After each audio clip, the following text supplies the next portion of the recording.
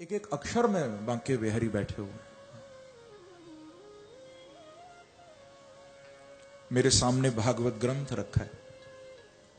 एक आगे पूजन के लिए भागवत ग्रंथ है, दूसरा मेरे सामने ये संस्कृत की मूल भागवत टीका रखी है, जिसमें 18,000 श्लोक भागवत जी के समाये हैं। और मैं उन श्लोकों का दर्शन करते हुए आपको क्रम से ही श्रीमद् भागवत की कथा सुनाऊंगा। कहा गया है कि वल्लभी भिर विराजते। भागवत के श्लोकों में अकेले बांके बिहारी नहीं बैठे, वल्लभी भिर विराजते। भागवत के हर श्लोक में श्री राधा रानी के साथ अपनी प्राणप्रिया परम आह्लादनी शक्ति श्री किशोरी जी के साथ मेरे बांके बिहारी साक्षात बैठे हुए। राधा और कृष्ण दोनों विराजमान हैं। राधा भक्ति ही हरेर ज्ञानम ताभ्याम याच समन्विताम ताम श्री भागवतीम गाथाम वंदे युगल रूपिणीम। ये राधा और कृष्ण का युगल स्वरूप है श्रीमद् भागवत। आप लोग 7 दिन तक कोई कहानी कोई किस्सा नहीं सुनोगे यहां, आप कोई संसार की बातें नहीं सुनोगे यहां। मैं जो कुछ कहूंगा भागवत के आश्रय में ही कहूंगा। मैं व्यथा सुनाने नहीं आया आपको, मैं कथा सुनाने आया हूं। व्यथा तो आजकल वैसे भी बहुत हो रही हैं चारों तरफ, पर यहां आप कथा ही सुनोगे, व्यथा नहीं। क्योंकि व्यथा सुनना हमारा काम नहीं है। हमारे जीवन में तो पहले से ही बहुत व्यथा है या नहीं? हमारा जीवन व्यथाओं से भरा पड़ा है। मैं कहा करता हूं कि आप बांके बिहारी की कथा सुनो तो मेरे बांके बिहारी तुम्हारे जीवन की व्यथा सुनने के लिए आ जाएंगे। हम प्रभु की कथा सुने तो भगवान हमारी व्यथा सुनेंगे।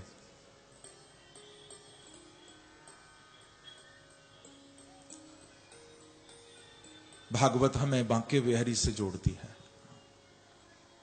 यदि भागवत सुनकर आप प्रभु से नहीं जुड़े तो समझना कथा नहीं सुनी तुमने। कथा जीवन में जीने का सही रास्ता दिखाती है। जो प्यासे हैं उन्हें ये प्रेम का अमृत पिलाती है। कथा जीवन में जीने का सही रास्ता दिखाती है। जो प्यासे हैं उन्हें ये प्रेम का अमृत पिलाती है।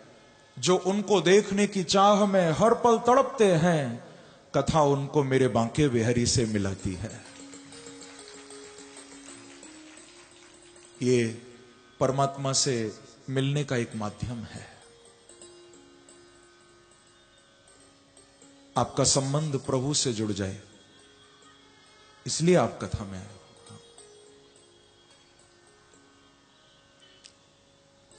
आज तो समय 3 बजे से था।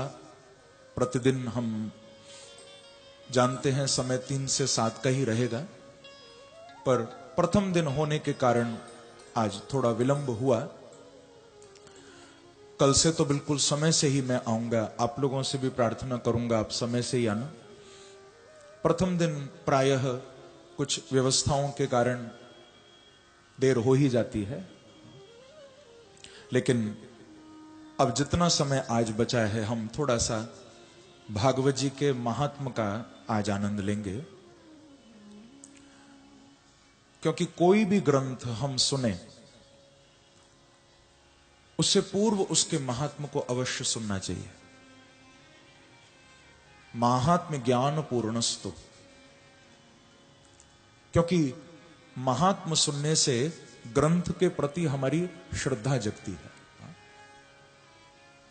महात्म हमारी श्रद्धा जगाता है।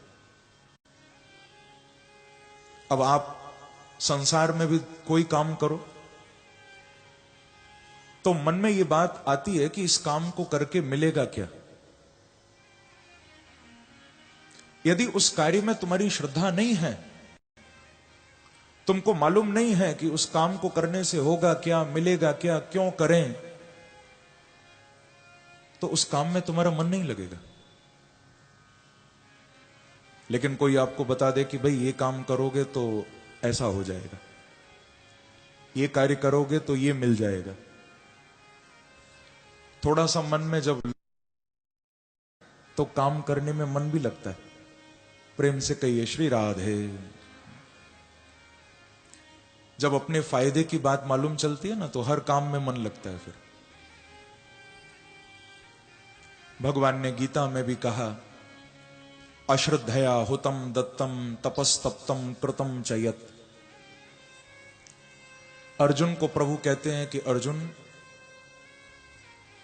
संसार में बिना श्रद्धा के किया गया यज्ञ, तप, शुभ कर्म, यदि वहां श्रद्धा नहीं है और फिर भी व्यक्ति कर रहा है, तो वो उसी तरह हो जाता है जैसे कोई अग्नि की जगह राख में आहुति डाले। आप लोगों ने यज्ञ किया होगा ना कभी ना कभी। आहुति राख में डाली जाती है या अग्नि में? राख में डालते हो? अग्नि में। क्योंकि अग्नि को परमात्मा का साक्षी माना गया है। अग्नि में हम आहुति डालते हैं और वो आहुति देवों तक या परमात्मा तक पहुंचती है, पर राख में हवन नहीं होता। राख में किया गया हवन व्यर्थ है। ऐसे ही बिना श्रद्धा के किया गया आपके जीवन में शुभ कर्म, वो भी व्यर्थ हो जाता। पहले श्रद्धा होनी चाहिए। तो उस श्रद्धा को हम भागवत जी के लिए हृदय में जगाएं, इसीलिए हमको महात्म सुनना पड़ेगा। क्या सुनना पड़ेगा? महात्म। 6 अध्याय में बहुत ही सुंदर महात्म श्री वेदव्यास जी ने पद्म पुराण में गाया है तो भागवत का महात्म, लेकिन पद्म पुराण में गाया गया और उसको ही कहने सुनने की प्रथा है। आप लोग सुनिएगा, बड़े भाव से आनंद आएगा। महात्म का पहला श्लोक बहुत ही प्यारा है। इस श्लोक में सबकी ओर से भगवान को प्रणाम किया जा रहा है। मैं चाहूंगा कि यह श्लोक आप सब मेरे साथ बोलो। बोलोगे? क्योंकि मैंने अभी बताया था कि भागवत के श्लोकों में कौन बैठा है? बांके बिहारी श्री राधा रानी। और एक श्लोक भी यदि आप अपने मुख से गाओगे तो मालूम है कितना फल मिलेगा। ऐसा लिखा हुआ है कि गो सहस्त्र फलम लभेत। जो भागवत के एक श्लोक को भी अपने मुख से गाता है तो उसे बैठे बैठे 1000 गौओं के दान का फल प्राप्त हो जाता है। इतनी महिमा भागवत के श्लोकों को गाने की। क्योंकि जहां कथा में श्लोक नहीं होते, उस कथा से किसी का शोक दूर नहीं होता। भागवत के श्लोकों की बहुत महिमा। तो ये पहला श्लोक बड़ा सरल है। पहले मैं बोलूंगा, पीछे आप बोलना मेरे साथ। सच्चिदानंद रूपाय, सच्चिदानंद रूपाय, सब बोलो। सच्चिदानंद रूपाय, सच्चिदानंद रूपाय, विश्वोत्पत्त्यादि हेतवे, विश्वोत्पत्त्यादि हेतवे, विश्वोत्पत्त्यादि हेतवे, विश्वोत्पत्त्यादि हेतवे, तापत्रय विनाशाय, तापत्रय विनाशाय, तापत्रय विनाशाय, तापत्रय विनाशाय, श्री कृष्णाय वयं नुमः, श्री कृष्णाय वयं नमः, श्री कृष्णाय वयं नुमः। श्री कृष्णाय वयं नमः। बहुत प्यारा श्लोक है। वेदव्यास जी कह रहे हैं भगवान का स्वरूप कैसा है? बोले सच्चिदानंद रूपाय। परमात्मा के ये 3 मूल स्वरूप बताए हैं, सत, चिद और आनंद। अब यदि इसकी मैं व्याख्या करूं तो समय भी बहुत चाहिए, धैर्य भी बहुत चाहिए सुनने के लिए, क्योंकि सत्य, चित और आनंद, इन तीनों पर बोला जाए तो 7 दिन कम पड़ेंगे। ये भगवान का मूल स्वरूप है। पर महापुरुषों ने बड़ा सरल करके बताया है कि सत क्या, चित क्या और आनंद क्या। सत कहिए जो विनशय नाही, चित चैतन्य सकल घट माही, आनंद घट घट करे आनंदा, ताको नाम सच्चिदानंदा। अब थोड़ा सा आप समझ भी लें, सत्य कौन है? बोले जो विनशय नाही। सत्य वो है जिसका कभी विनाश नहीं होता। त्रिकाला बाधित सत्ता तत्वम सत्वम, बोले जिनकी सत्ता का अभाव तीनों कालों में नहीं है।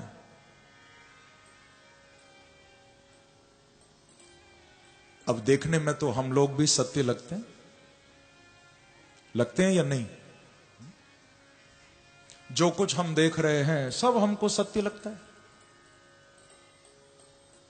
पर क्या वास्तव में सत्य है? बंधुओं, यदि ये सब कुछ सत्य होता तो ये हमेशा ऐसा ही रहता। सत्य वो है जिसका विनाश नहीं होता, जो कभी मिटता नहीं है, जो पहले भी वैसा ही था, आज भी वैसा ही है, कल भी वैसा ही रहेगा। वो सत्य है।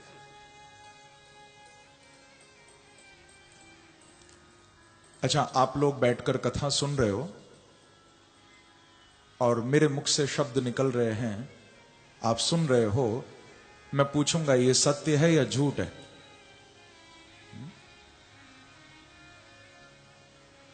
आप सुन रहे हो, मैं सुना रहा हूं, ये झूठ है या सत्य है? अरे इसमें कोई संदेह तो नहीं कि ये सत्य ही है। हमारे कानों में शब्द जा रहे हैं, हम हृदय से कथा सुन रहे हैं, मैं बोल रहा हूं, ये सत्य है। लेकिन इस सत्य में एक कमी है। क्या? बोले मेरा सुनाना, आपका सुनना ये सत्य है, पर कब तक? बोले 7 बजे तक। इट्स ट्रू, ये सत्य है, पर हमेशा के लिए नहीं है, केवल 7 बजे तक। फिर आप भी जाओगे, मैं भी जाऊंगा। तो सुनाना, सुनना ये सत्य हुआ, पर ये क्षणिक है, ये थोड़ी देर के लिए है। अच्छा, आप लोग यहां बैठकर कथा सुन रहे हो, तो क्या आप अपने घर पर भी हो? कौन कौन है जो यहां भी है और घर पर भी है? हां, ये हो सकता है, कई लोग ऐसा करते हैं कि शरीर कथा में होता है और मन घर पहुंच जाता है। कई तो और भी कमाल करते हैं, शरीर कथा में और मन बाजार में जूते चप्पल खरीदने लगता है। ऐसा होता है। लेकिन यदि आप मन लगते हैं मेरे प्रभु, लगते हैं कि नहीं? किसी ने 20 साल पहले, 50 साल पहले दर्शन किया होगा, तब भी बांके बिहारी वैसे ही थे, आज भी बांके बिहारी वैसे ही है। क्यों? क्योंकि वो सत्य है। शरीर सत्य नहीं है हमारा। जो मरणशील है, जो मरने वाला है, वो सत्य कैसे हो सकता है? हम लोग तो मरने वाले हैं। एक दिन हम चले सैर को, दिल में कुछ अरमान थे। एक तरफ थी बस्तियां और एक तरफ शमशान थे। एक दिन हम चले सैर को, दिल में कुछ अरमान थे। एक तरफ थी बस्तियां, एक तरफ शमशान थे। तभी पांव के नीचे हड्डी आई, उसके ये बयान थे कि ऐ चलने वाले संभल के चल, हम भी कभी इंसान थे, हम भी कभी इंसान थे। सबकी यही गति होने वाली है। देखने में हम सत्य लगते हैं पर हम सत्य नहीं हैं। सत्य तो एक ही है, राम नाम सत्य है, गोपाल नाम सत्य है। एक बार बोलो ना, राम नाम। कई लोग घबराते हैं बोलने में, कईयों को डर लगता है, बोले महाराज कहीं हमारा ना हो जाए। हाँ, मैं बुलवाता हूं, बोलते नहीं है, डर लगता है कहीं हमारा ना हो जाए। और कमाल तो यह है कि बोलते भी नहीं है और सुनना भी नहीं चाहते। किसी के बेटे की या बेटी की शादी हो, आप वहां जाके कह देना राम नाम सत्य। यदि बच के आ जाओ तो मेरे से मिलना जरूर। मारने भागेगा कि मेरे यहां शादी है, तू कहता है राम नाम सत्य। तो क्या इसमें कुछ झूठ है? क्या ये सत्य नहीं है? अरे सत्य बोलने के लिए शर्म कैसी? सत्य तो कहीं भी बोला जा सकता है, कभी भी बोला जा सकता है। बोले राम का नाम, गोपाल का नाम सत्य तो है, पर प्रॉब्लम यह है कि इस सत्य को हम तब सुनना चाहते हैं जब संसार में सुनने लायक ही नहीं रहते हम। यही तो दुख की बात है। ये सत्य तब सुनना चाहते हैं जब सुनने के लिए कान बचते ही नहीं। जब सुनने वाला ही चला गया तब दुनिया चीखती है राम नाम सत्य है, राम नाम सत्य। ये जीवन सुनने के लिए मिला है, जीते जी सुनो। हाँ? क्योंकि जिसने जीते जी जान लिया कि राम का नाम सत्य है, परमात्मा सत्य है, उसको मरने के बाद कोई सुनाए न सुनाए कोई फर्क नहीं पड़ता। जिसने जीते जी नहीं जाना उसके लिए दुनिया को चीखना पड़ता है राम नाम सत्य है। संसार में कई लोग ऐसे होते हैं, वो चले जाते हैं, पीछे से उनको सुनाया जाता है परमात्मा का नाम, पीछे से उनके लिए भागवत कथाएं होती हैं, राम कथाएं होती हैं। अब न जाने उसका फल उन तक पहुंचता है नहीं पहुंचता है, पर हम लोग कितने भाग्यशाली हैं कि हम तो जीते जी बांके बिहारी के चरणों में आ गए हैं। ये हमारा सौभाग्य बंधुओं, हम जीते जी प्रभु के चरणों में आ गए। तो परमात्मा सच्चिदानंद है। विश्वोत्पत्त्यादि हेतवे, संपूर्ण विश्व की उत्पत्ति, पालन, प्रलय, ये तीनों भगवान के हाथ में हैं। हमको बनाने वाले भी भगवान हैं, हमें चलाने वाले भी भगवान हैं, अंत में प्रलय भी भगवान ही करेंगे। तापत्रय विनाशाय, दैहिक, दैविक और भौतिक, इन तीन प्रकार के तापों को भगवान नष्ट कर देते हैं। ऐसे परमात्मा श्री कृष्ण के चरणों में वयम नुमः हम सब बारंबार प्रणाम करें। बोलो कृष्ण चंद्र भगवान की जय। वयम नुमः, सबकी ओर से प्रणाम वेदव्यास जी ने करवाया है, क्योंकि प्रणाम करना चाहिए। हाँ, भागवत का पहला संदेश है। और कोई लंबी पूजा पाठ आप नहीं कर सकते, कोई बात नहीं, पर जब जब समय मिले भगवान को प्रणाम तो किया करो कम से कम। प्रणाम करने में क्या घाटा है, क्या नुकसान है? कोई खर्चा तो नहीं होता। ऐसा भी नहीं कि केवल मंदिर में जाके करो, बांके बिहारी तो सर्वत्र हैं। जब उनकी याद आ जाए एक बार प्रणाम कर लिया करो उनको हृदय से। मैं कहा करता हूं बंधुओं, जो भगवान को वंदन करते रहते हैं, जो भगवान को नमन वंदन निरंतर करते रहते हैं, तो उनके जन्म जन्म के बंधन खुलते जाते हैं। आप वंदन करोगे तो आपके बंधन खुलेंगे। वंदन किया करो, प्रणाम किया करो भगवान को। वेदव्यास जी ने वंदन किया, आगे बड़ा सुंदर कह रहे हैं कि नैमिषेषु तमासीन मभिवाद्य महामतिम कथामृत रसास्वाद कुशल शौनको ब्रवीत। नैमिषे सूतमासीन। कथा प्रारंभ हो रही है नैमिषारण्य से। ध्यान देकर सुनिएगा। नैमिषारण्य की पवित्र भूमि में श्री सूत जी महाराज 88,000 शौनकादि ऋषियों के बीच में विराजमान हैं। जिन ऋषियों की संख्या तो 88,000 है, पर उनमें जो प्रमुख हैं, जो उन सब ऋषियों के अग्रणी हैं, उनके अध्यक्ष हैं, वो हैं श्री शौनक जी। कौन है? शौनक जी। तो इसीलिए इन सब ऋषियों को कहा जाता है शौनकादि ऋषि। और आप कोई भी पुराण सुनोगे, जैसे यहां तो हम भागवत सुनने बैठे हैं, आप शिव पुराण भी पढ़ोगे या सुनोगे, या विष्णु पुराण, ब्रह्म वैवर्त पुराण, आप कोई भी पुराण पढ़ोगे सुनोगे तो आपको सूत जी और शौनकादि ऋषि मिलेंगे जरूर। क्योंकि सारे पुराणों को शौनकादि ऋषियों ने ही सूत जी से सुना है। तो नैमिषारण्य में विराजे हैं शौनक जी। बड़ा सुंदर प्रश्न कर रहे हैं सूत जी के चरणों में। पूछ रहे हैं कि अज्ञान ध्वांत विध्वंस कोटि सूर्य समप्रभ सूताख्या हि कथा सारम मम कर्ण रसायनम।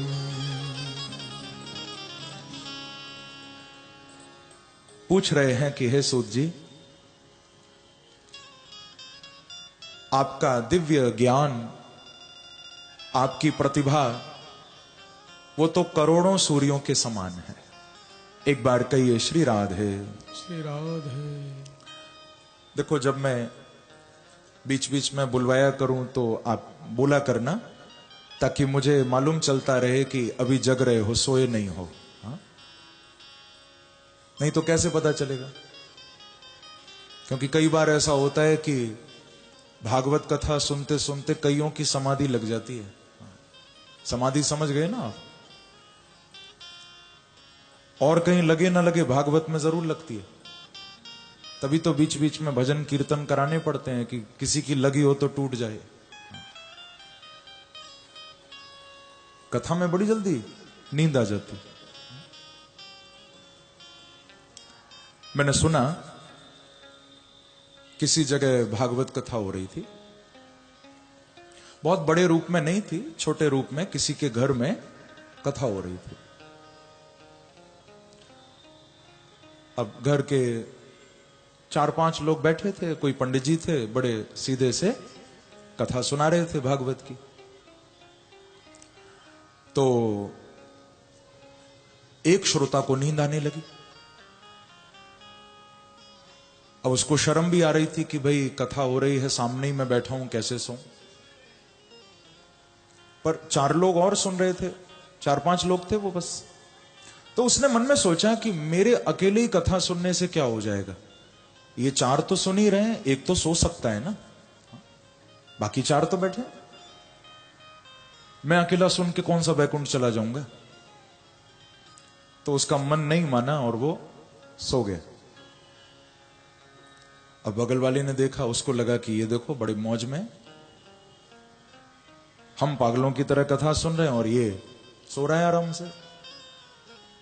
तो उसने सोचा कि अगर मैं भी सो जाऊंगा तो कौन सा पंडित जी का घाटा हो जाएगा, पंडित जी को तो कथा सुनानी है। वो भी सो गया। देखते देखते बंधुओं, वो 5 तो गिनकर बैठे थे, वो 5 सो गए। अब सोचो आप, सुनाने वाले का क्या हाल हुआ होगा। हाँ? एक तो 5 बैठे हैं और वो भी सो रहे हैं। अब वक्ता तो वक्ता है, वक्ता तो वही है जिसको बकना है, तभी तो वक्ता है। पंडित जी बेचारे बड़े परेशान कि भाई मैं क्या दीवारों को कथा सुनाऊं, ये 5 हैं और 5 सो रहे हैं। पंडित जी से नहीं रहा गया। पंडित जी बोले कि जब ये पांचों सो गए तो मैं अकेला कथा सुना के कौन सा गोलोक चला जाऊंगा, क्यों ना मैं भी सो जाऊं। पंडित जी नहीं माने, वो भी सो गए। अब महाराज नीचे से श्रोताओं के खर्राटे, ऊपर से व्यास जी के खर्राटे। भागवत के श्लोक नहीं हो रहे वहां, दोनों के खर्राटे टकरा रहे हैं। एक बेचारा कोई बाहर सड़क से निकल रहा था, उसने बैनर पर पढ़ा कि श्रीमद् भागवत कथा ज्ञान यज्ञ। उसको लगा कि थोड़ा चल के देखूं कैसी भागवत हो रही है, आवाज तो किसी की आती नहीं, कैसी कथा हो रही है। वो बेचारा देखने के लिए अंदर आ गया तो देखा वहां तो श्रोता भी खर्राटे, पंडित जी भी खर्राटे। तो वो आया व्यासपीठ के पास, पंडित जी को हिला के बोला कि महाराज ये कैसी कथा कर रहे हो आप, आपके भी खर्राटे, श्रोताओं के भी खर्राटे, अरे उठो, ये कैसी भागवत हो रही है। तो पंडित जी ने उसका हाथ पकड़ा और कहा कि देख, जोर से तो बोल मत, बिल्कुल चुप हो जा, ये अनोखी भागवत हो रही है, यहां श्रोता और वक्ता दोनों समाधि में पहुंच चुके हैं। अब देख, तुझे समाधि लगानी है तो बैठ, नहीं तो रास्ता नाप अपना, हमारी नींद मत तोड़। बोलो वृंदावन बिहारी लाल की जय। तो इसीलिए मैं प्रार्थना करूंगा कहीं ऐसा ना हो कि यहां भी किसी की समाधि ना लग जाए। तो जब मैं बोलूं तो आप लोग बोला करिए, कहिए श्री राधे, श्री राधे, श्री राधे, श्री राधे, श्री राधे। श्री राधे।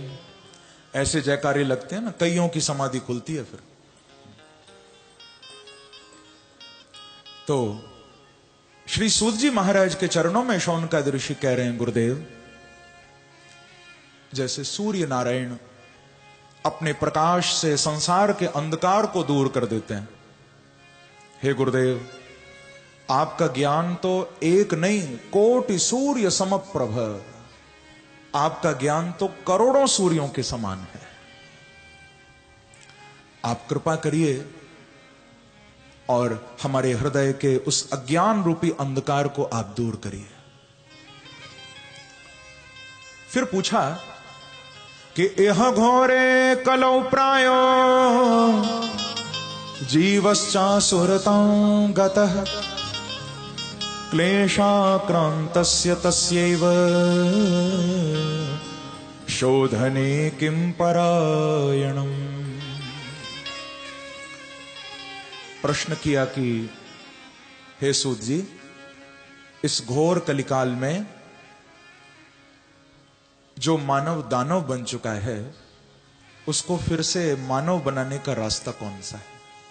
एक एक प्रश्न सुनना आप। प्रायः जीवः असुरताम गतः, शौनकादि ऋषि कह रहे हैं। आज देखने में तो मानव बहुत दिखाई देते हैं, लेकिन मानवता जा रही है, मानवता नजर नहीं आ रही, दानवता आ गई है। क्यों? क्योंकि सब अपने स्वार्थ के पीछे भाग रहे हैं, सब अपने सुख के पीछे दौड़ रहे हैं कि मैं सुखी हो जाऊं, मैं सुखी हो जाऊं, मुझे ये मिल जाए, मुझे वो मिल जाए। परंतु मुझे कहते हुए बड़ा आनंद हो रहा है बंधुओं कि ये महायज्ञ किसी स्वार्थ के लिए नहीं हो रहा, ये महायज्ञ किसी आत्म सुख के लिए नहीं हो रहा है, ये महायज्ञ परमार्थ के लिए यहां पर हो रहा है। इसमें स्वार्थ नहीं है, बहुत बड़े संकल्प को लेकर यह महायज्ञ हो रहा है।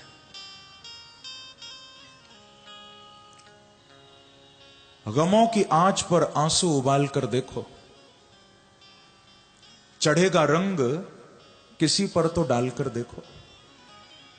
गमों की आंच पर आंसू उबाल कर देखो, चढ़ेगा रंग किसी पर तो डालकर देखो। तुम्हारे दिल की चुभन भी जरूर कम होगी, किसी के पांव का कांटा निकाल कर देखो।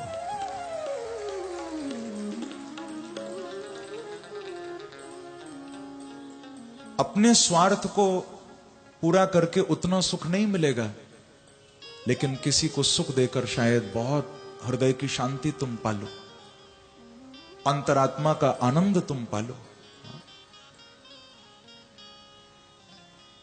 शौनकादि ऋषियों ने पूछा कि हे सूत जी, दानव बन चुके मानव को फिर मानव कैसे बनाया जाए, उसका कोई उपाय बताइए।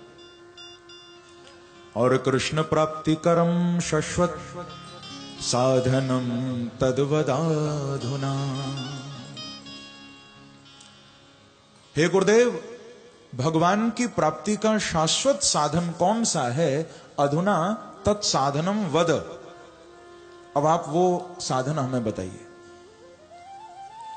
जिसको करके भगवान की प्राप्ति हमेशा के लिए हो जाए। ऐसा नहीं कि बांके बिहारी मिलें और फिर छोड़ के चले जाएं। बांके बिहारी हमेशा के लिए हमारे हो जाएं, वो साधन हमें बताओ। ये पूछा है। और गुरुदेव, हम तो आपके चरणों में कोई संसार की कामना नहीं करते। ये अंतिम श्लोक शौनकादि ऋषियों के इन प्रश्नों के क्रम का बड़ा दिव्य है। कह रहे हैं कि चिंता मणिर्लोक सुखम सुरुद्रोह स्वर्ग संपदम प्रयच्छति गुरु प्रीतो वैकुंठम योगी दुर्लभम। कहते हैं, हे सूत जी, न तो हमें चिंतामणि चाहिए, न हमें स्वर्ग का सुख चाहिए, न हमें कोई संसार के भोगों की कामना है। हम क्या चाहते हैं? बोले, हम तो केवल इतना चाहते हैं कि हमारे भाव से आपके जैसा कोई सद्गुरु प्रसन्न हो जाए। गुरु प्रीतम, आप जैसा कोई महापुरुष, कोई सद्गुरु प्रसन्न हो जाए। क्योंकि गुरुदेव, वो कार्य बड़े बड़े साधनों से नहीं बनते, जो कार्य सद्गुरु की कृपा से पूरे हो जाते हैं। इसीलिए हम केवल आपकी प्रसन्नता चाहते हैं, क्योंकि गुरु प्रसन्नम तो योगी दुर्लभम वैकुंठम प्रयच्छति। यदि सद्गुरुदेव प्रसन्न हो जाएं, तो जो वैकुंठ योगियों के लिए भी दुर्लभ है, एक शिष्य को वो भी प्राप्त हो सकता है। तो गुरु के रूप में श्री सूत जी को वंदन शौनकादि ऋषियों ने किया। सच पूछो तो बंधुओं, गुरु कौन है? गुरु शब्द की आपने बहुत व्याख्या सुनी होगी। गृणति शिष्यस्य पापम, जो शिष्य के पापों को निगल जाए वो गुरु है, ऐसी भी मान्यता है। या जो अंधकार से प्रकाश की ओर ले जाए वो गुरु है। पर सरल शब्दों में यदि मैं आपको कहूं कि गुरु कौन है, तो आप समझ लेना, बोले जो अपने चक्कर में लगा के न रखे, जो परमात्मा का रास्ता दिखाए और जीव को सीधे बांके बिहारी के चरणों की ओर भेज दे, वही सच्चा सदगुरु है। गुरु तो माध्यम है ना, गुरु लक्ष्य नहीं है, माध्यम है। सदगुरु हमें लक्ष्य दिखाते हैं कि बेटा अब तुझे वहां पहुंचना है, अब तुझे वहां जाना है। तो हे सूत जी, आप वो ही लक्ष्य हमें दिखाइए। आज सब सूत जी के चरणों में प्रणाम कर रहे हैं। वैसे भी बंधुओं, गुरुदेव के चरणों का स्मरण करके आप संसार का भी कोई भी काम करोगे तो आपका वो कार्य सफल होगा। आप कोई अच्छा काम करने जाओ, अपने गुरु को याद जरूर करो। जो भी आपके सदगुरु हों, जिनके चरणों में भी आपने श्रद्धा जगाई हो, उनका स्मरण जरूर करना। आज सूत जी के चरणों में शौनकादि ऋषि स्मरण कर रहे हैं। हम लोग भी बड़े भाव से अपने अपने गुरुदेव के चरणों का स्मरण करते हुए 2 मिनट के लिए गाएं मेरे साथ मिलकर। क्या गाओगे? कि सोई बड़ भागी जो सतगुरु पाए। वो जीव तो भाग्यशाली है जिसको सदगुरुदेव की कृपा मिलती है। तो गाना मेरे साथ मिलकर। सोई बड़ भागी जे सतगुरु पाए, सोई बड़ भागी जो सतगुरु पाए, सोई बड़ भागी जे सतगुरु पाए, सोई बड़ भागी जो सतगुरु पाए, सोई सोई बड़ भागी जे सतगुरु पाए, बड़ भागी जो सतगुरु पाए। तन मन धन की, तन मन धन की ममता मिटाए, तन मन धन की ममता मिटाए। हाँ तन मन धन की ममता मिटाए, तन मन धन की कई भाव से। सोई बड़ भागी जे सतगुरु पाए, सोई बड़ भागी जे सतगुरु पाए। सोई बड़ भागी जे सतगुरु पाए। सोई बड़ भागी जे सतगुरु। ऐसे नहीं, थोड़ा तालियों की सेवा करते हुए।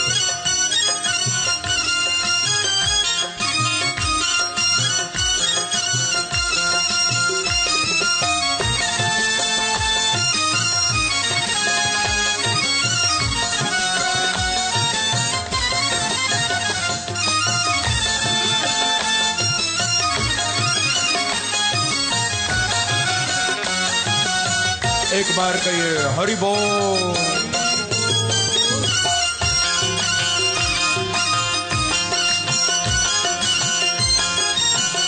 हाँ सोई बड़ भागी जे सतगुरु पाए, बड़ भागी जे सतगुरु पाए। ओ तन मन धन की ममता मिटाए, तन मन तन मन धन की ममता मिटाए, तन मन गए। सोई बड़ भागी जे सतगुरु पाए,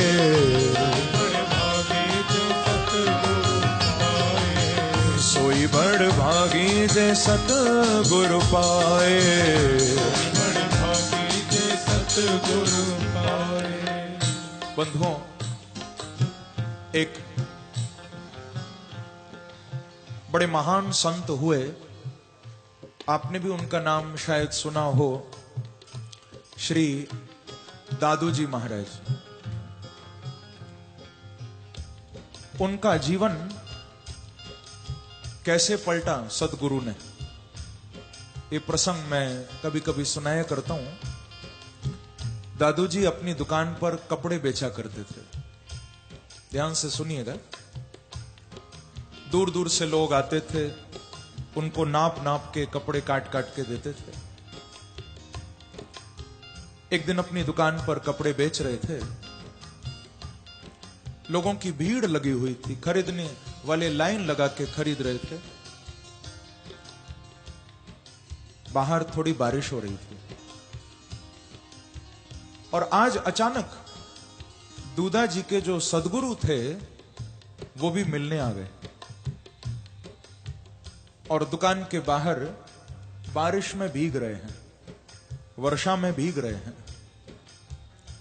दूधा जी की नजर उन पर पड़ी नहीं, वो तो अपना कपड़े बेचने में लगे हुए थे। बाहर गुरु वर्षा में भीग रहे हैं। अचानक नजर जब पड़ी कि मेरे सदगुरु बाहर खड़े हैं, तो बड़ी ग्लानि हुई। कपड़े फेंक कर लोगों को साइड में करके निकल कर दुकान के बाहर आ गए और बोले कि गुरुदेव, मेरे से इतना बड़ा अपराध हो गया। आप न जाने कब से बारिश में भीग कर मेरा इंतजार कर रहे हो और मैं देख भी नहीं पाया कि आप कब आए। दादूजी ने कहा, मेरे से गलती हो गई, मुझे क्षमा करिए और अंदर चलिए दुकान में। आप बहुत देर से इंतजार कर रहे हो। तो गुरुदेव ने हंसकर कहा कि बेटा, मेरी चिंता छोड़, मैंने तो थोड़ी देर ही तेरा इंतजार किया। चिंता करनी है तो इस बात की कर कि परमात्मा न जाने कब से तेरे इंतजार में बैठा हुआ है और तू उसकी ओर ध्यान नहीं दे रहा। मैंने तो आज 2 मिनट तेरा इंतजार किया, भगवान कब से तेरी प्रतीक्षा कर रहे हैं, थोड़ा उधर तो देख। बस गुरु के मुख से निकला हुआ ये वाक्य कानों में पड़ा। दादूजी फिर लौट के दुकान में नहीं गए, फिर तो भजन करने के लिए चले गए। जो बात दवा से बन न सकी वो बात दुआ से होती है, जब सच्चे सदगुरु मिलते हैं तब बात खुदा से होती है। सदगुरु की कृपा से परमात्मा वार्तालाप करने लग जाता है। इसीलिए गाइए, सोई बड़ भागी जे सतगुरु पाए,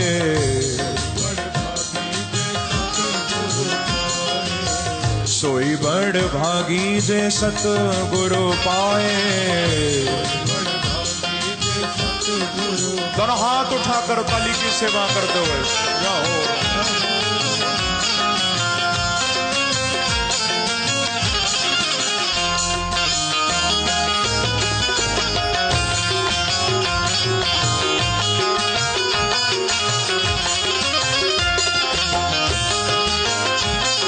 सद्गुरुदेव भगवान की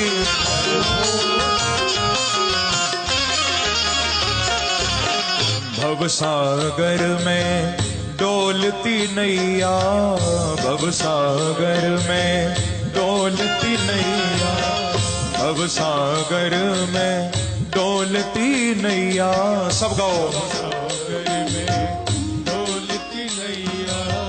कौन संभाले मेरा कोई न खिवैया, कौन संभाले मेरा कोई न खिवैया, ओ कौन संभाले मेरा कोई न खिवैया, कौन संभाले मेरा कोई न खिवैया। लेकिन सतगुरु माझी पार लगाए, सतगुरु माझी पार लगाए, ओ सतगुरु माझी पार लगाए, सतगुरु माझी। इसीलिए गाइए भाव से, सोई बड़ भागी दे सतगुरु पाए, सोई बड़ भागी दे सतगुरु पाए, ओ सोई बड़ भागी जे सतगुरु पाए, सोई बड़ भागी जे सतगुरु पाए। ओ तन मन धन की ममता मिटाए, तन मन की ममता मिटाए, तन मन धन की ममता मिटाए, धन की ममता मिटाए। हाँ, सोई बड़ भागी जे सतगुरु पाए, सोई बड़ भागी जे सतगुरु पाए, सोई बड़ भागी जे सतगुरु पाए, सोई बड़ भागी जे सत। भाव से तालियों की सेवा करते हुए जाओ।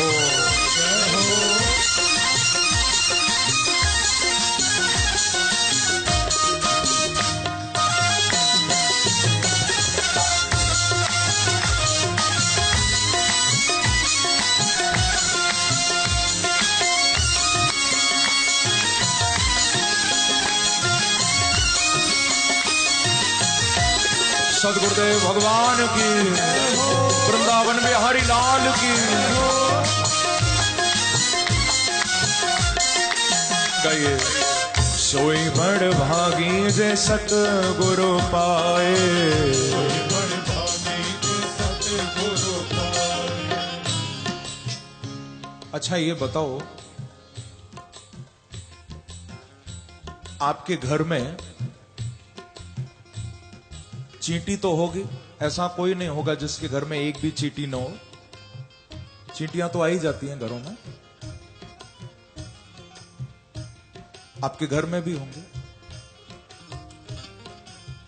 मैं आपसे पूछूंगा कि मान लो वो छोटी सी चींटी यदि पूरे दिन चलती रहे तो मैं नहीं समझता कि पूरा दिन चलकर भी वो तुम्हारे घर का चक्कर काट पाएगी। छोटी सी है ना, तुम्हारे कमरे में घूम ले वही बड़ी बात है। पर मान लो कि आप आज यहां से रुद्रपुर से वृंदावन जा रहे हो और वही चींटी तुम्हारे कपड़ों पर आ जाए, फिर तो हो सकता है कि आपके साथ शायद वो चींटी वृंदावन पहुंच जाए।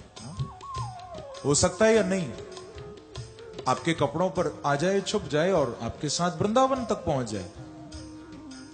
ऐसे ही बंधुओं, हम लोग भी चींटी की तरह हैं। हम सब चींटी हैं, साधनहीन हैं, कुछ कर नहीं पा रहे, न भजन कर पा रहे, न पाठ पूजा कर पा रहे, हम तो चींटी की तरह हैं। पर यदि किसी सदगुरु का सहारा मिल जाए तो शायद हम लोग भी बांके बिहारी के चरणों तक पहुंच जाएं। इसीलिए गाइए, सोई बड़ भागी जे सतगुरु पाए। गाइए, सोई बड़ भागी जे सतगुरु पाए।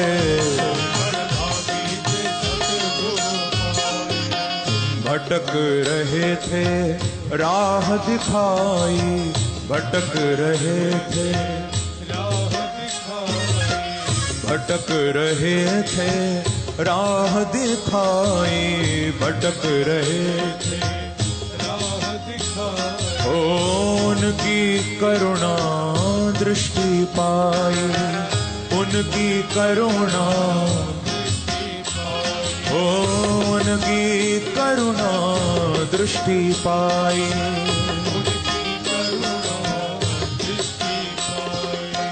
नित नित प्रभु का नाम सुनाए, नित नित प्रभु का नाम सुनाए, ओ नित नित प्रभु का नाम सुनाए, नित नित प्रभु का। कई भाव से, सोई बड़ भागी जे सतगुरु पाए। ओ सोई बड़ भागी जे सतगुरु पाए।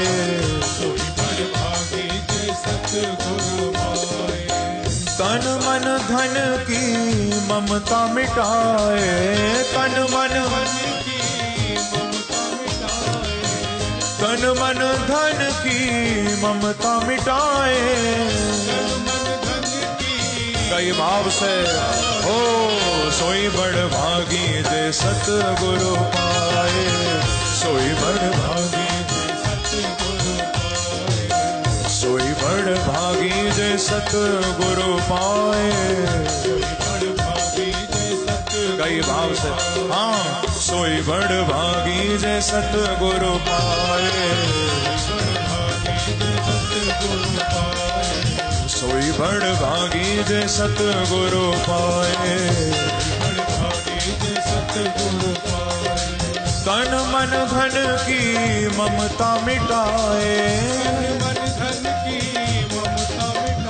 ओ तन मन धन की ममता मिटाए। सब गाओ भाव से, हाँ, सोई बड़ भागी जे सतगुरु पाए। सोई बड़ भागी जे सतगुरु पाए।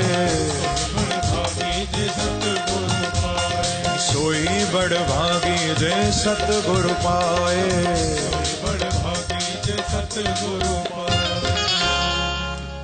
बोलो सतगुरुदेव भगवान की जय। श्री सूत जी महाराज की जय। जय श्री राधे। तो शौनकादि ऋषि भागवत में सूत जी को यही कहते हैं कि हे सूत जी, आप सदगुरु के रूप में हमारे ऊपर कृपा करिए। सूत जी महाराज ने कहा कि ऋषियों, आपने जो भी प्रश्न मेरे से किए वो सभी प्रश्न बड़े श्रेष्ठ हैं, लेकिन यदि आपके उन सभी प्रश्नों का उत्तर किसी एक जगह रखा हुआ है तो मालूम है वो कहां रखा है? बोले वो श्रीमद् भागवत में रखा हुआ है। ये भक्ति ज्ञान वैराग्य की प्राप्ति कराने वाला ग्रंथ है। ये दानव को मानव बनाने वाला ग्रंथ है।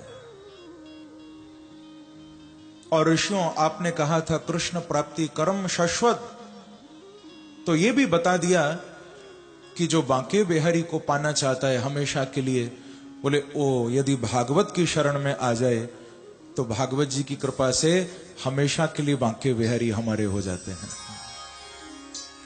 शाश्वत रूप से प्रभु की प्राप्ति होती है।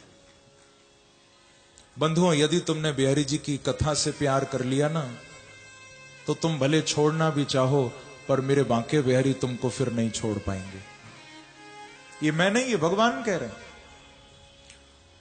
कि मत कथा वाचकम नित्य मत कथा श्रवणे रता मत कथा प्रीति मनसं ना हम त्यक्षामि तम नरम। प्रभु स्वयं कहते हैं, जो मेरी कथा का गायन करते होंगे, जो मेरी कथा का श्रवण करते होंगे और प्रीति मनसम, जो मेरी कथा से प्यार करते होंगे, बांके बिहारी कह रहे हैं कि मैं सबको छोड़ सकता हूं पर ऐसे भक्तों को कभी नहीं छोड़ सकता। ना हम त्यक्षामि, मैं उनका त्याग नहीं कर सकता।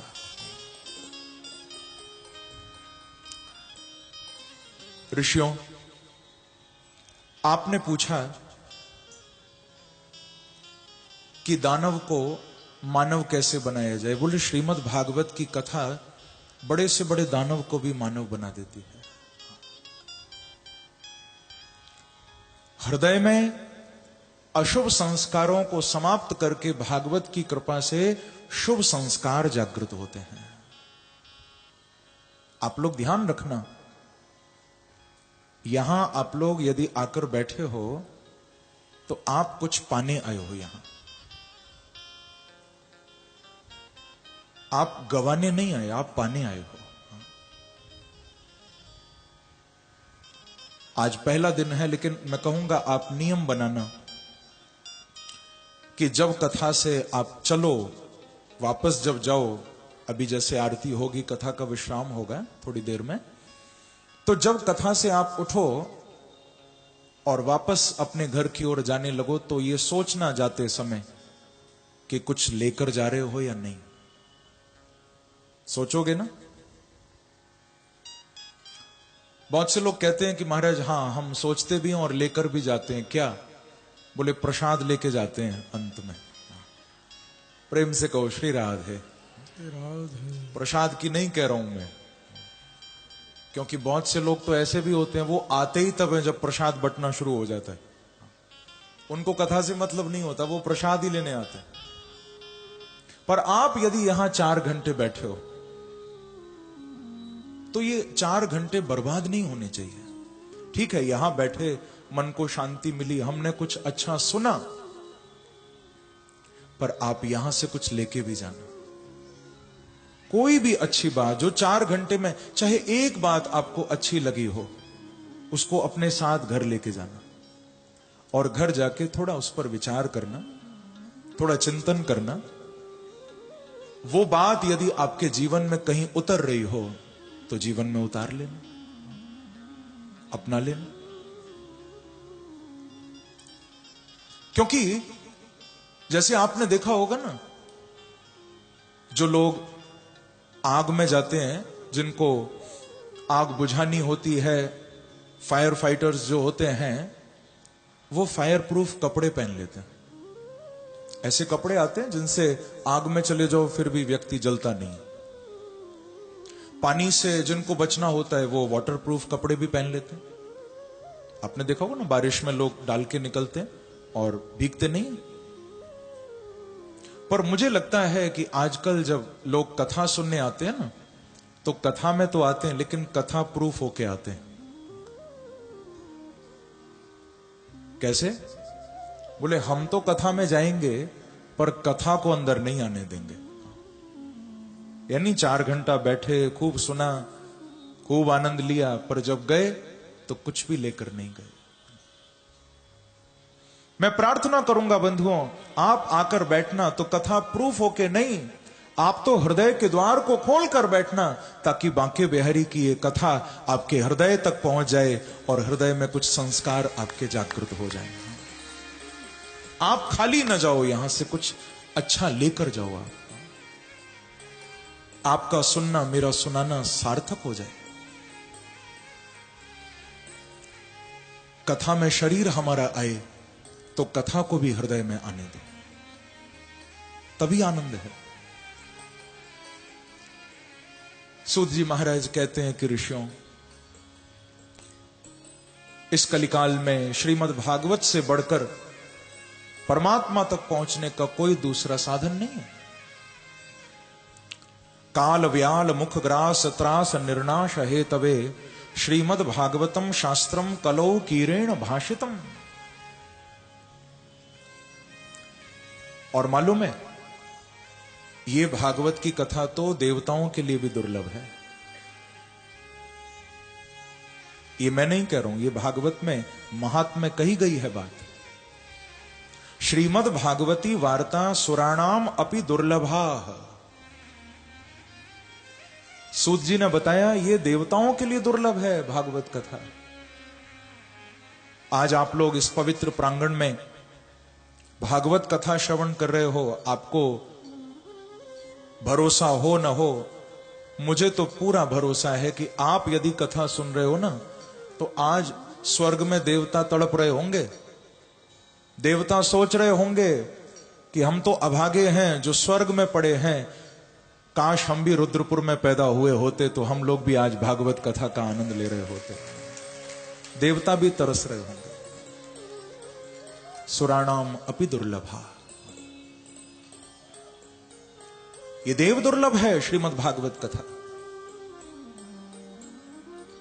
भागवत में लिखा है कि स्वर्गे सत्ये च कैलाशे वैकुंठे नास्त्ययं रसः अतः पिबन्तु सद्भाग्या मामा मुंचति करहिचित्। ये श्रीमद् भागवत की कथा आपको न तो स्वर्ग में सुनने को मिलेगी, न कैलाश है, भोले बाबा के कैलाश पर भी सुनने को नहीं मिलेगी। इसीलिए जो रामचरितमानस पढ़ते होंगे वो जानते हैं कि कथा सुनने के लिए भोले बाबा को भी कैलाश से नीचे उतर के अगस्त ऋषि के आश्रम में आना पड़ा था। एक बार त्रेता जुग माही शंभु गए कुंभज ऋषि पाही। भोले बाबा भी कथा सुनने के लिए यहीं आते हैं, धरती पर, न कैलाश है। और तो और वैकुंठे नास्ते अमरशः, ये जो भागवत का रस है अयम रसः, ये वैकुंठ में भी नहीं है, वहां भी नहीं मिलेगा। कई लोग इस उम्मीद में भी जी रहे हैं, किसी को बोलो ना कि भाई आओ भागवत कथा में थोड़ी देर बैठो सुनो, तो लोग कहते महाराज अभी कथा सुनने का टाइम कहां हुआ। टाइम कब होगा? बोले अभी कथा नहीं सुनेंगे, अभी तो संसार में जी रहे हैं, मौज करने दो, खाने दो, पीने दो, सोने दो।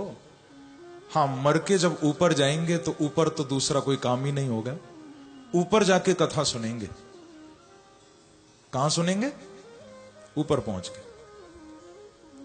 तो बंधुओं ध्यान रखना, आप मरने के बाद और भले चाहे कोई भी काम कर पाओ ऊपर जाके, लेकिन ये भागवत का अमृत यदि मिलेगा तो केवल इस धरती पर ही पीने को मिलेगा, ये ऊपर नहीं मिलेगा। अयम रसः नास्ति नास्ति, ये रस और कहीं है ही नहीं। इसको तो जितना हो सके यहीं पियो।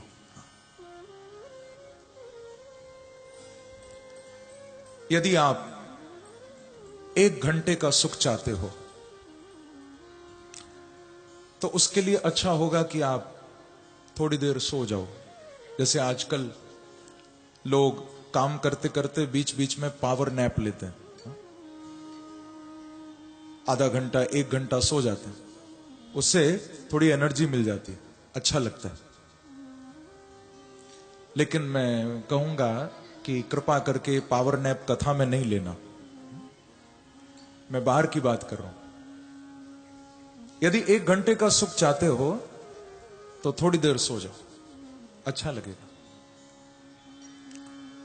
यदि पूरे 1 दिन का सुख चाहते हो तो उसके लिए आप परिवार के साथ, बच्चों के साथ कहीं घूमने चले जाओ, आपको 1 दिन बहुत अच्छा लगेगा। पर जो बहुत घूमते हैं वो जानते होंगे कि घूमना भी 1 दिन के बाद अच्छा नहीं लगता, फिर तो मन करता है वापस घर चलो अपने, बहुत हो गया। 1 घंटे का सुख चाहो तो सो जाओ थोड़ी देर, 1 दिन का सुख चाहो तो घूमने चले जाओ कहीं पर, और 1 महीने का सुख चाहो तो मैं कहूंगा शादी कर लो फिर तो, क्योंकि वहां बस 1 महीने का ही सुख है, बाकी तो फिर पति पत्नी जानते हैं कि क्या होता है। एक पति और पत्नी बहुत झगड़ा करते थे आपस में, छोटी छोटी बातों पर झगड़े होते थे, कोई बड़ी बात नहीं होती थी, बस किसी ने कुछ भी कह दिया और शुरू हो गए, बहुत लड़ते थे। तो एक बार पति ने पत्नी को कहा कि देख, जब हमारी शादी हुई थी तब कितना अच्छा लगता था। बोले क्या अच्छा लगता था? तो कहा कि उस समय मैं बोलता था और तू सुनती थी। फिर बोले थोड़े दिन बाद तू बोलने लगी, मैं सुनने लगा, और बोले अब हम दोनों बोलते हैं और पड़ोसी सुनते हैं, न तू चुप रहे न मैं चुप रहूं, पड़ोसी मजा लेते हैं। तो बंधुओं, ज्यादा सुख नहीं है।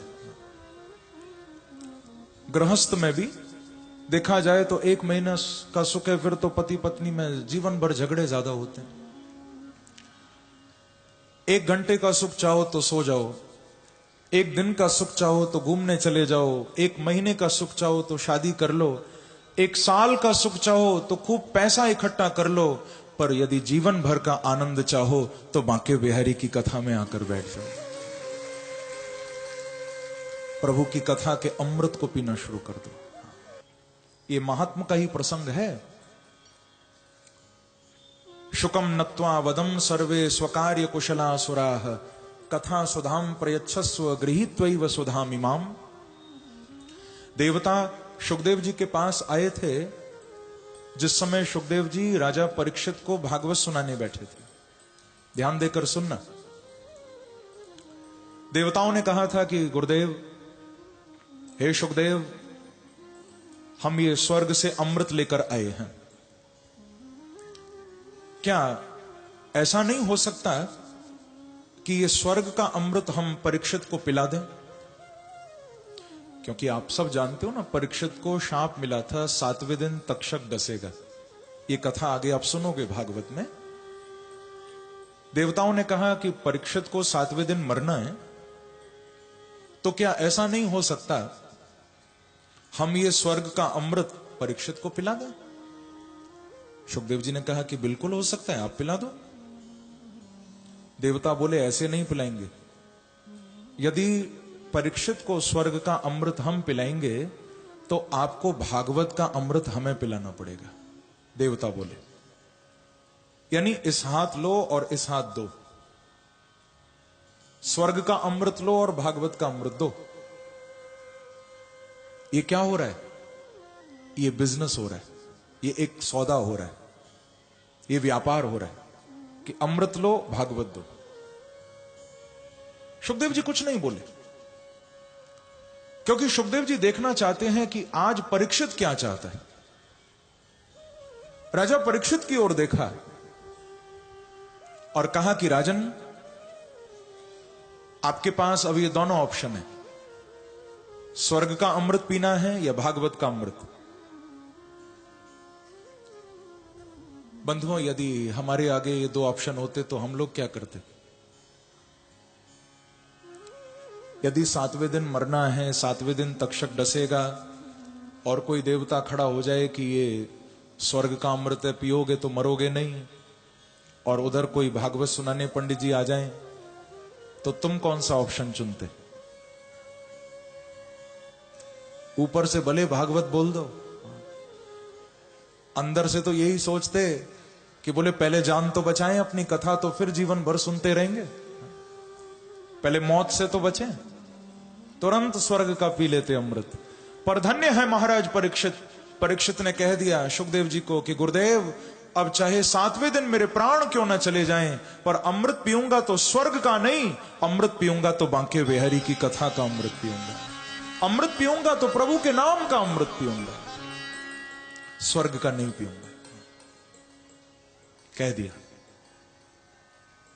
प्रेम से कहिए श्री राधे, श्री राधे। महाराज परीक्षित हम सब पर मानो कृपा करते हैं। सोचो उस दिन परीक्षित ने यदि स्वर्ग का अमृत पी लिया होता तो सुखदेव जी कभी भागवत नहीं सुनाते, और सुखदेव जी भागवत नहीं सुनाते तो हम लोग भी यहां बैठे नहीं होते। ये परीक्षित की कृपा है कि उन्होंने स्वर्ग के अमृत को न पीकर भागवत के अमृत को पिया।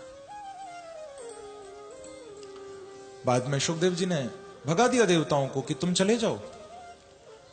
अभक्तांस तांस विज्ञाय न ददौ सकथामृतम, ऐसा कहकर लौटा दिया।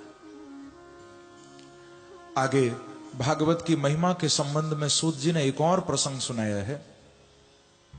श्रीधाम वृंदावन में नारद जी का मिलन भक्ति महारानी से हुआ है। बड़ी प्यारी कथा है, आप लोग सुनिए, फिर बस हम विश्राम की ओर बढ़ रहे हैं। ज्यादा समय आज मैं आपका नहीं लूंगा। सूत जी कह रहे हैं कि नारद जी महाराज तीर्थों में विचरण करते हुए वृंदावन आए। अहम तो पृथ्वीं यातो ज्ञात्वा सर्वोत्तमामिति, पुष्करं च प्रयागं च काशीं गोदावरीं तथा। श्री नारद जी महाराज किस किस तीर्थ में गए? पुष्कर गए, प्रयाग गए, हरिक्षेत्रम, कुरुक्षेत्रम, श्रीरंगम, सेतु बंधनम, इन सभी बड़े बड़े तीर्थों में नारद जी गए। लेकिन कहीं भी मन को शांति नहीं मिली। सर्वत्र इन्होंने कलयुग का प्रभाव देखा। जैसे आज भी हम देख रहे हैं, चाहे तीर्थों में भी चले जाएं, पाप तो वहां भी हो रहे हैं, गलत काम वहां भी, गलत लोग तीर्थों में भी आजकल रहने लगे। नारद जी ने जब ये सब देखा, मन को शांति नहीं मिली। यामुनम तटमापन्नो यत्र लीला हरे रभूत। नारद जी वृंदावन में यमुना के किनारे आ गए और प्रभु के उस लीला धाम में नारद जी को बड़ा आनंद आया। पर वृंदावन में यमुना तट पर एक दृश्य नारद जी ने देखा। एक सुंदर युवती यमुना किनारे बैठी है, जिसके उभय पार्श्व में यानी दोनों ओर गोदी में सिर रख के दो वृद्ध पुरुष लेटे। इधर गोदी में सिर रख के एक इधर लेटे, एक दूसरी ओर लेटे, और बहुत सारी स्त्रियां उनकी सेवा में लगी हुई है। कोई उनके लिए पानी भर के ला रही है, कोई उनको खड़े होकर पंखा कर रही है। नारद जी तो देखकर उनको आगे बढ़ने लगे। उस युवती ने जब नारद जी को देखा, उन्होंने आवाज लगाई। वो बोली कि भो भो साधो क्षणं तिष्ठ मच्चिंतामपि नाशय दर्शनं तव लोकस्य सर्वथा गहरं परम। उस युवती ने आवाज लगा के कहा, हे साधु, हे साधु, तिष्ठ तिष्ठ, ठहर जाओ ठहर जाओ। नारद जी उसके पास आ गए। हे देवी, आप कौन हैं? मुझे क्यों बुलाए? आपकी गोदी में ये जो सिर रख के लेटे हैं, ये दोनों कौन हैं? तो वो युवती अपना परिचय भागवत में दे रही हैं। कहती हैं, अहम भक्तिर्तिख्याता इमौ में तनयो मतो ज्ञान वैराग्य नामानो काले योगे न जर्जरो।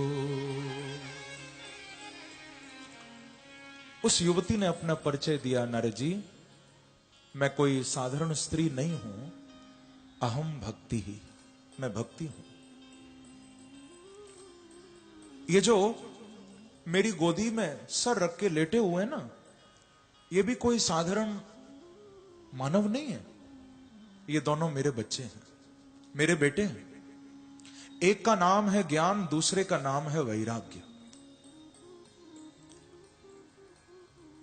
नारद जी, दुख इस बात का है कि संसार में माता पिता वृद्ध होते हैं और संतान स्वस्थ होती है। मां बाप बूढ़े होते हैं, बच्चे जवान होते हैं या नहीं होते हैं ना। पर यहां उल्टा हो गया। नारद जी, मैं जवान हूं, मेरे बच्चे बूढ़े हो गए। भक्ति कह रही है, मैं युवा हो गई, मेरे तने, मेरे पुत्र दोनों वृद्ध हो गए। अब आपके चरणों में मेरा यह निवेदन है कि पहले तो आप बताइए कि ऐसा क्यों हुआ। मैं जवान कैसे हुई, मेरे बच्चे बूढ़े क्यों हुए। और दूसरा मेरा निवेदन, मेरी प्रार्थना है, आप बताइए कि मेरे बच्चे अब ठीक कैसे होंगे। अब उपाय क्या है। बड़ा ये अद्भुत प्रसंग है बंधुओं। नारद जी महाराज भक्ति को क्या कह रहे हैं, सुनिए थोड़ा।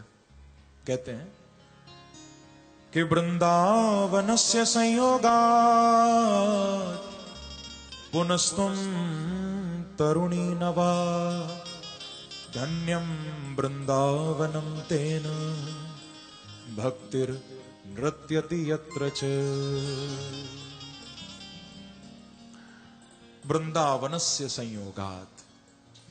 वाह, नारद जी कह रहे हैं, भक्ति आप जो जवान हो गई हो, युवा हो गई हो, ये वृंदावन के कारण हुआ है।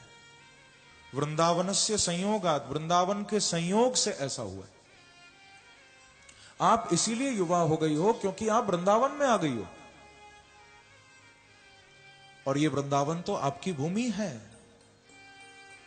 बंधुओं, जैसे ज्ञान भूमि हरिद्वार है, ऐश्वर्य भूमि द्वारिका है, वैराग्य की भूमि अयोध्या है, मुक्ति की भूमि काशी है, ऐसे ही भक्ति की भूमि यदि कोई है तो वो श्रीधाम वृंदावन है। वो प्रेम की, भक्ति की भूमि है।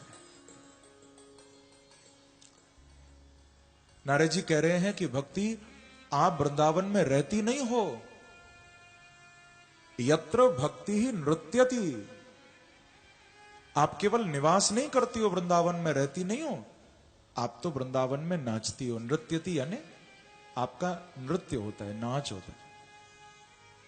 वृंदावन के कण कण में हे भक्ति महारानी आप नाचती हो, नृत्य करती हो।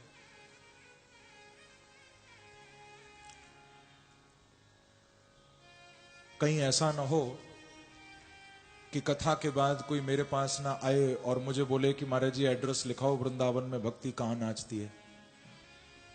ऐसा होता है। कई लोग आ जाते हैं, वो कहते हैं कि आपने कहा था वृंदावन में भक्ति नाचती है, अब की बार जाएंगे तो हम भी देखेंगे कहां नाचती है। हमें थोड़ा बता दो कौन सी गली है, एड्रेस लिखा दो। देखो, नृत्य तो भक्ति आज भी करती है। कहां करती है वो भी आप नोट कर लेना। दोबारा कभी जाओ वृंदावन तो फिर आप देखना भक्ति कहां नाचती है। आगे कभी वृंदावन जाना हो आपका और आप मेरे बांके बिहारी के मंदिर में, मेरे बिहारी जी के सामने कभी खड़े हो जाकर और बांके बिहारी का दर्शन करके यदि आपका मन झूमने लग जाए, यदि आपका मन नृत्य करने लग जाए, तो आप समझ लेना वो आपका हृदय नहीं, आपके हृदय में साक्षात भक्ति महारानी नाच रही है। आपके हृदय में प्रेम नाच रहा है। भक्ति यानी प्रेम, भक्ति यानी भाव। भक्ति कोई युवती नहीं है, किसी स्त्री का नाम नहीं है। हमारे हृदय का भाव ही भक्ति है।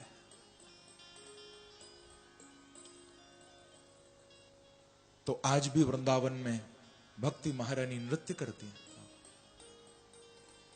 ऐसा आनंद तो और कहीं मिलता ही नहीं है। ये बात मैं इसलिए नहीं कह रहा हूं बंधुओं क्योंकि मैं वृंदावन से आया हूं, ये बात सत्य है, मैं इसलिए कह रहा हूं। अनुभव किया गया है महापुरुषों के द्वारा।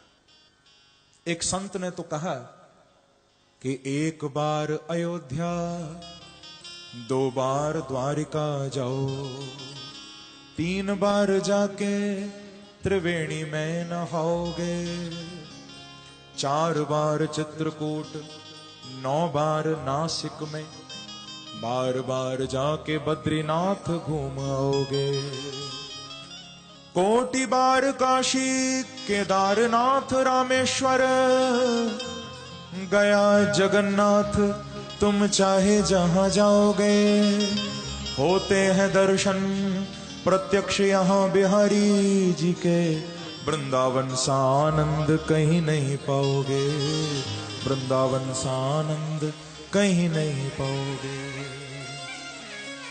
जो आनंद वृंदावन की भूमि में प्राप्त है वो आनंद कहीं नहीं मिलेगा। उस भूमि में आज भी मेरे प्रभु साक्षात लीला करते हैं, आज भी भक्तों से बातें करते हैं मेरे बांके बिहारी।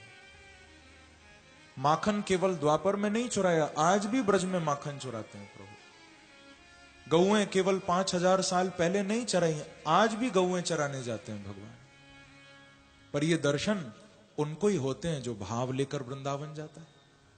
वृंदावन तो हम लोग भी जाते हैं, लेकिन बिहारी जी से मिलने कम जाते हैं, लस्सी पीने ज्यादा जाते हैं। लोग कहते हैं बिहारी जी की बात नहीं करेंगे, कई लोग मिलते हैं, बोले महाराज जी हम वृंदावन गए थे, लस्सी बड़ी चंगी, लस्सी बहुत अच्छी मिलती है वृंदावन में। बंधुओं, लस्सी पीने जाओगे, पीने की कोई मना नहीं है, लस्सी पियो, वो भी सब प्रभु का प्रसाद है वहां। पर खाली लस्सी पीने जाओगे तो लस्सी लेके आओगे, पर बिहारी जी से मिलने जाओगे तो बांके बिहारी को लेकर आओगे वहां से। प्रेम से कहिए श्री राधे। हमारा उद्देश्य क्या है, हमारा लक्ष्य क्या है, हम वृंदावन जा किस लिए रहे हैं? जैसा लक्ष्य होगा, जैसा उद्देश्य होगा, वैसी प्राप्ति होगी आपको। आप भगवान से मिलने जाओगे तो भगवान मिलेंगे आज भी। बल्कि बांके बिहारी तो बैठते ही तुम्हारे लिए हैं। कभी वृंदावन जाकर बिहारी जी का गौर से दर्शन करना, आप उनको जाके देखोगे ना तो आप ये फील करोगे कि इतनी प्रसन्नता आपको शायद बिहारी जी से मिलकर नहीं हो रही होगी, बोले जितने प्रसन्न मेरे प्रभु तुमसे मिलकर हो रहे हैं। क्यों? आते जाते ब्रज गली में कन्हैया प्यारा मिल जाएगा। सब गाओ मेरे साथ, ओ बोलो राधे, बोलो राधे राधे राधे राधे, ये बेड़ा पार हो जाए।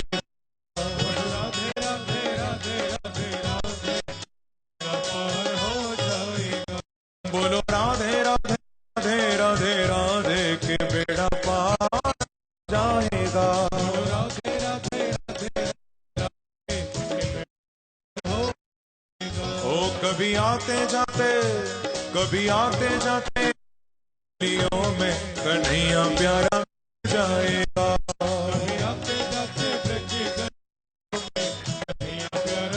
इसे नहीं, तालियों की से हुए।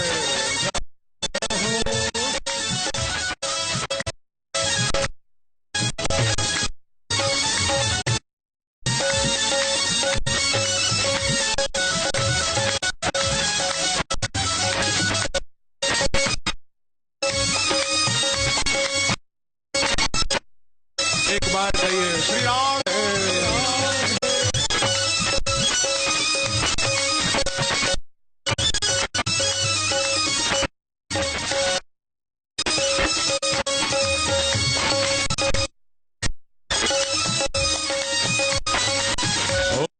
राधे राधे, बोलो राधे राधे राधे, बेड़ा पार जाएगा। राधे राधे राधे राधे, बेड़ा पार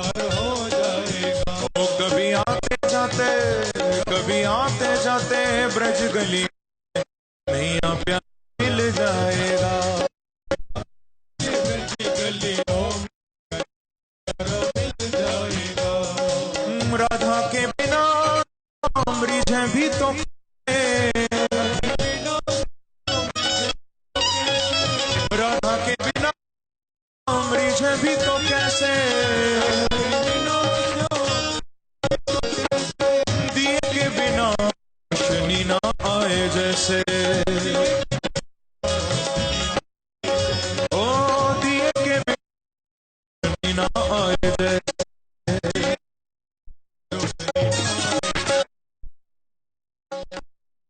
जैसे,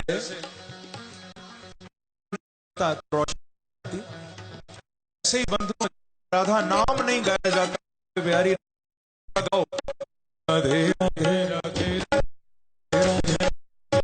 राधे राधे राधे जय राधे राधे राधे जय राधे जय राधे जय राधे जय राधे जय राधे जय राधे। राधा के बिना भी तो कैसे, राधा के बिना भी तो कैसे दिए के बिना रोशनी आए जैसे, ओ दिए के बिना रोशनी ना आए जैसे।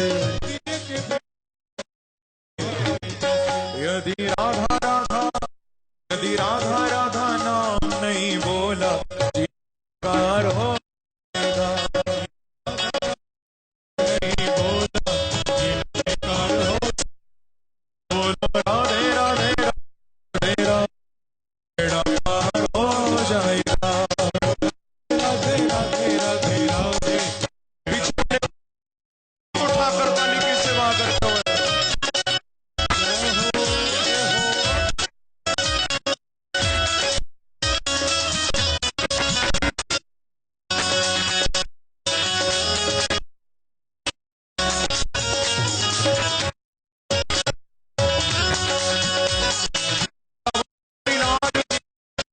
राधा रानी की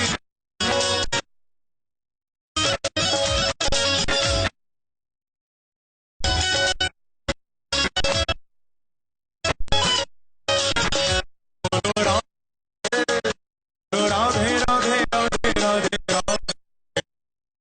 हो जाएगा, राधे राधे आते जाते कभी आते ब्रह्मियों में आएगा,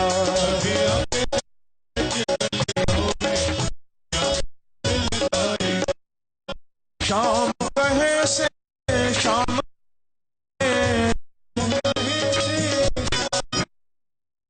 शाम कहे शाम आए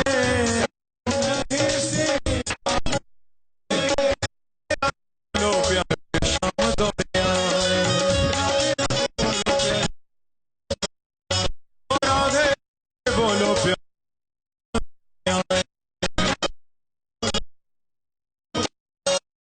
नाम के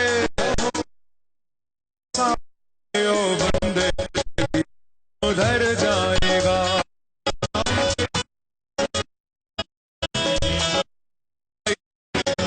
लो राधे राधे राधे बेड़ा आएगा,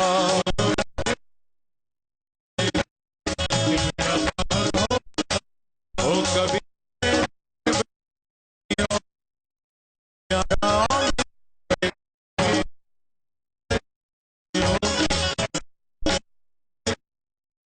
जय राधे जय राधे जय राधे राधे ओ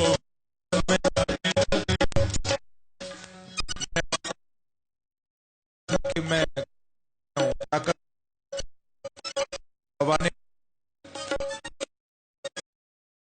गवा नहीं देना।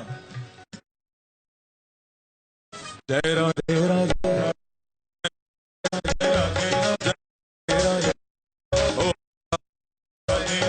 वृंदावन में हो यमुना तट ओ बंसी दान गड़ी में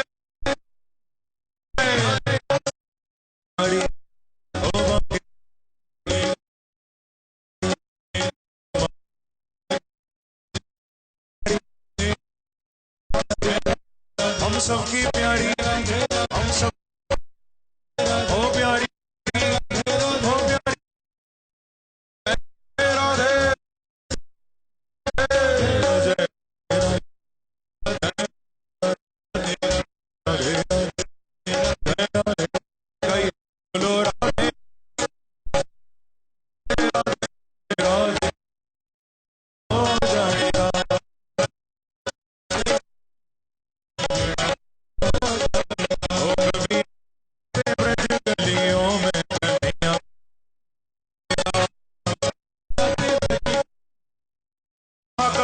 सेवा करते हुए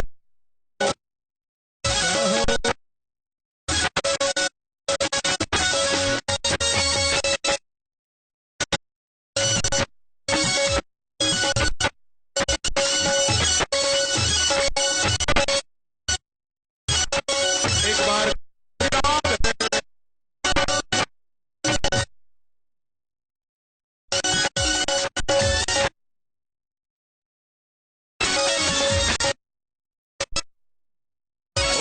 राधे राधे राधे राधे राधे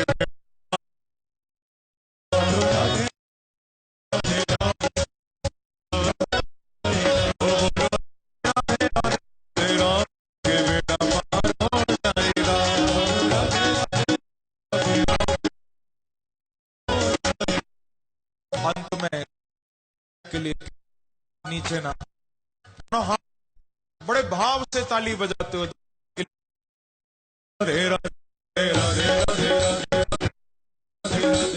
राधे राधे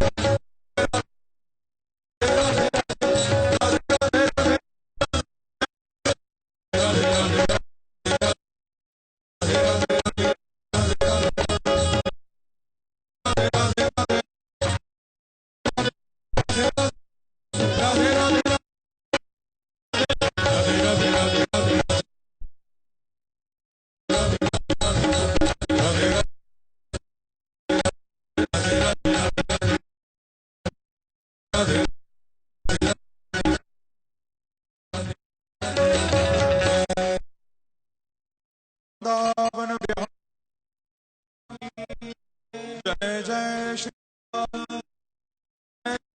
राधे।